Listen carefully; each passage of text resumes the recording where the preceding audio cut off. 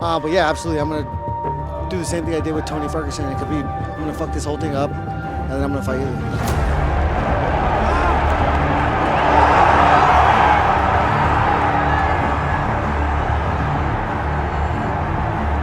Yeah, just the last one, and now that it seems that it's gonna be GAYGEE versus Poirier, it's probably gonna be a crazy fight also, most likely striking. How do you see this one going? Yeah, I agree. It's gonna be interesting. I think that Ilya hits like a truck, and so does GAYGEE, and I think if GAYGEE prepares properly and gets ready for this fight, it should be a fun one.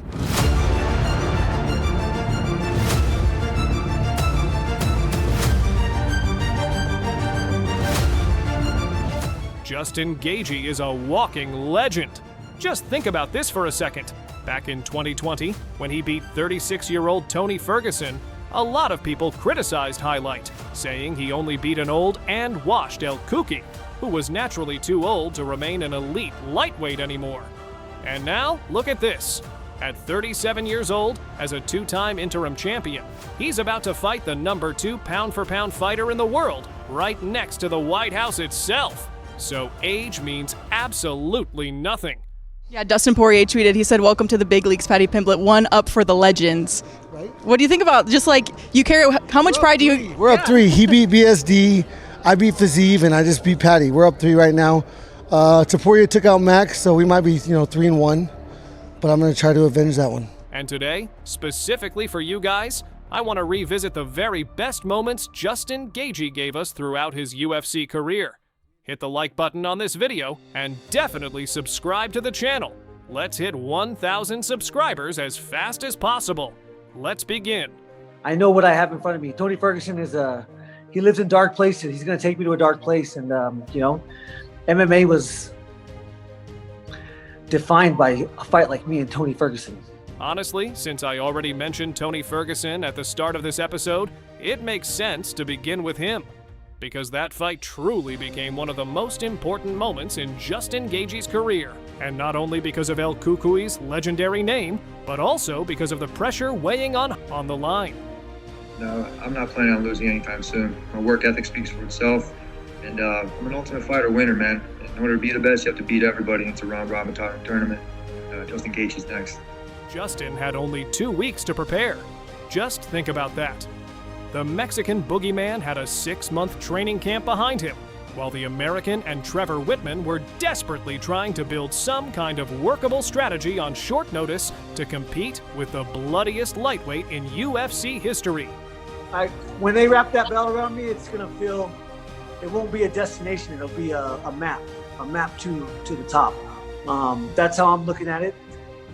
It will be nice to have a belt wrapped around you, but for me, it won't mean the same. It won't mean that I'm a world champion in the UFC. But yes, I absolutely, when I beat Tony, I'm fighting Tony next. When I beat Tony, I'm fighting Khabib next. And they didn't just do well. What Justin GAYGEE showed inside the octagon completely exceeded every expectation. Highlight became Ferguson's personal curse, the man who permanently took away Tony's ability to win fights inside the UFC. He's the UFC's interim lightweight champion! I don't go in there with any expectations. I had none. I thought he was going to be faster, I thought he'd be stronger, I thought he'd hit a lot harder. I always tell myself they're better than me. And, it makes me push myself, like I need to push myself to be the best that I can be, to perform at the best level. Feels damn good. Feels damn good to be recognized as almost the best ever. Or not best ever, but the best in the world at this current time. Feels pretty good, and I can't wait to face the challenge, that is Khabib. The next chapter I chose to revisit is his rivalry with Rafael Fiziev. I still remember how Ataman had his little moment of fame, constantly trying to get attention with awkward trash talk, while Justin openly accepted the challenge and prepared himself to tear apart the young Muay Thai striker piece by piece. I'm going to blow the roof off this arena. I'm the most exciting fighter that has ever stepped in the octagon in the history of this sport. And of course I pride myself in that. Fiziev is honestly a funny character.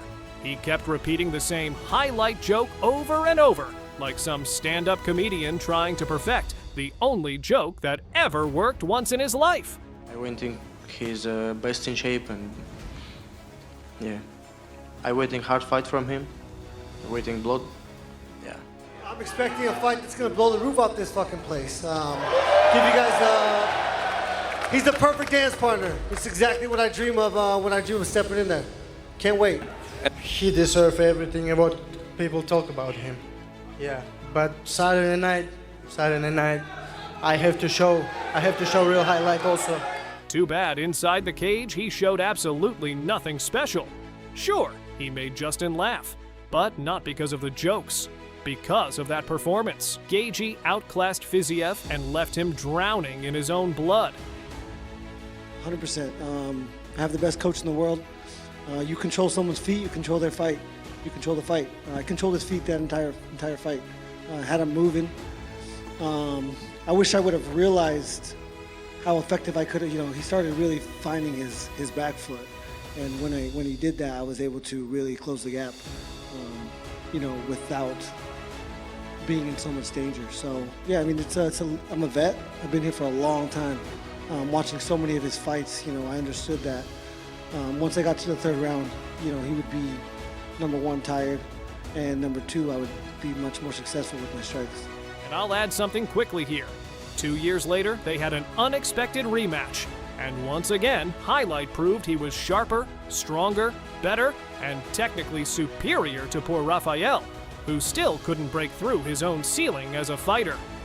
And I know that there is officially a title with BMF on it, but that was some BMF shit that I just saw here on UFC 313. How do you feel, Justin? Feel great, man. From the lowest of lows to the highest of highs. It's a crazy game, but you got to risk those lows to get this feeling. So, you know, I'm ready to go home and everything to slow down a lot, but this is fun. Next, I decided to jump slightly backward chronologically and talk about Justin's fight with Michael Chandler. Because at that moment, it was a much more important matchup for GAYGEE from a matchmaking perspective. He was coming back after a frustrating title loss to Charles Oliveira. This happened in November 2021 at UFC 268. Highlight was charging full speed toward his comeback, trying to force his way back into the title picture and remind everybody exactly who he was. He fights the same as I do. We both fireworks from the beginning. You know, I know he's going to try to finish it first round, but he's going to turn into a wrestler real quick, talking about taking steps backwards. We'll see who's the bitch when he starts shooting for legs.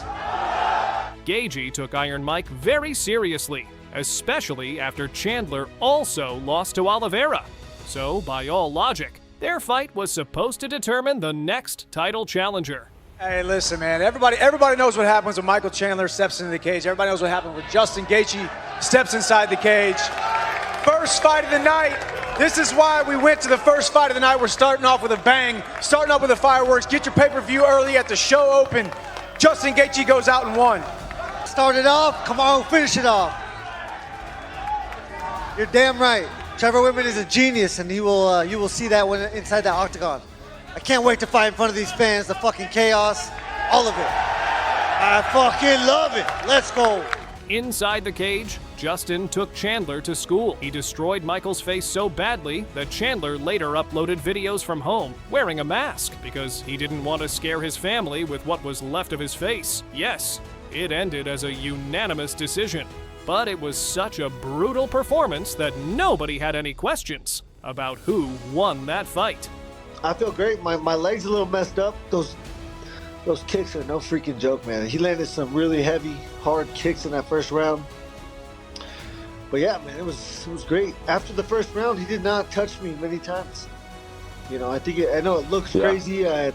You know, his antics really, it's crazy. The human aspect that is in this sport, you know, and him doing all those things, it's kind of gaining in points and making it look like, you know, it's competitive in a way. But, you know, 2 and 3 were absolutely dominant rounds for me. I did not get, you know, hit much or take much damage. I don't count body shots, so that's why I say that. But he did land some good body shots too.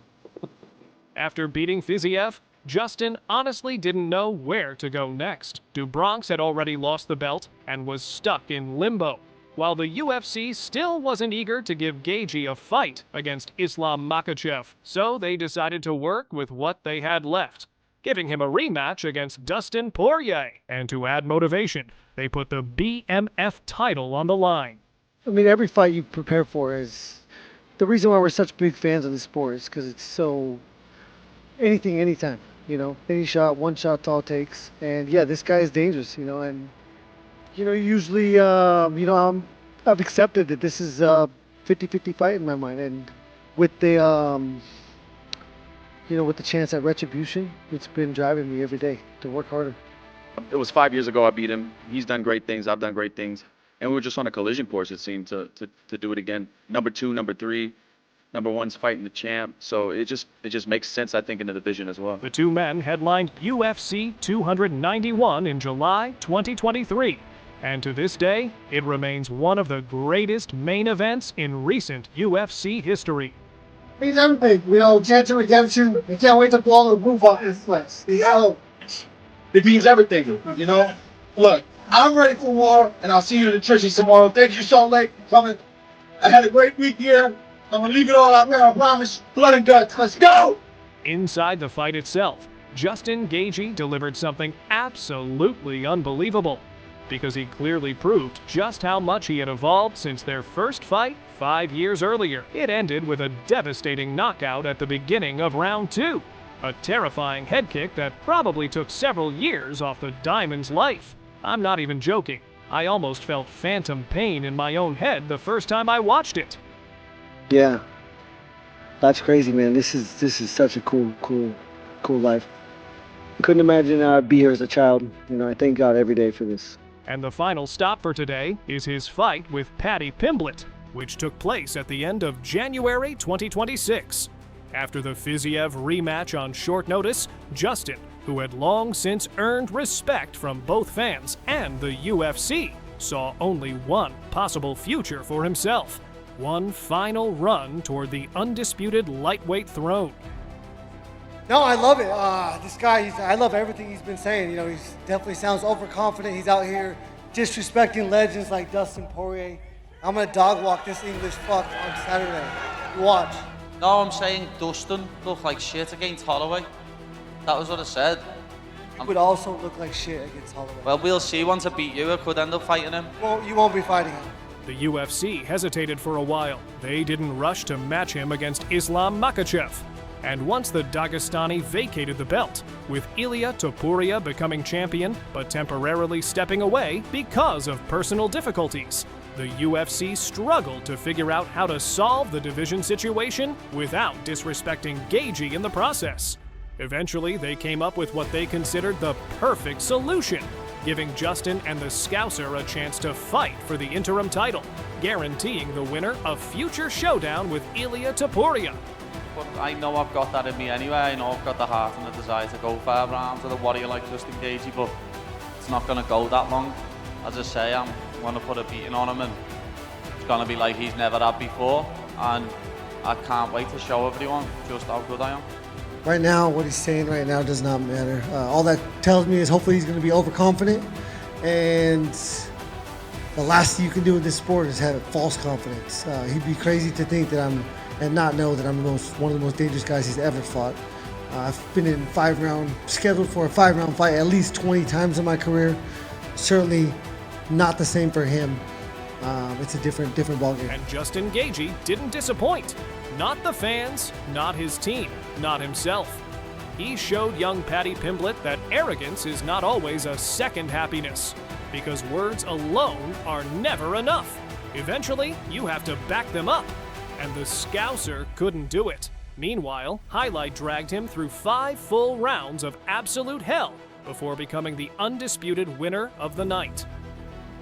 I mean, if I had any bit of a personality, it'd be fucking huge. But I just can't. I can't lie. I can't exaggerate.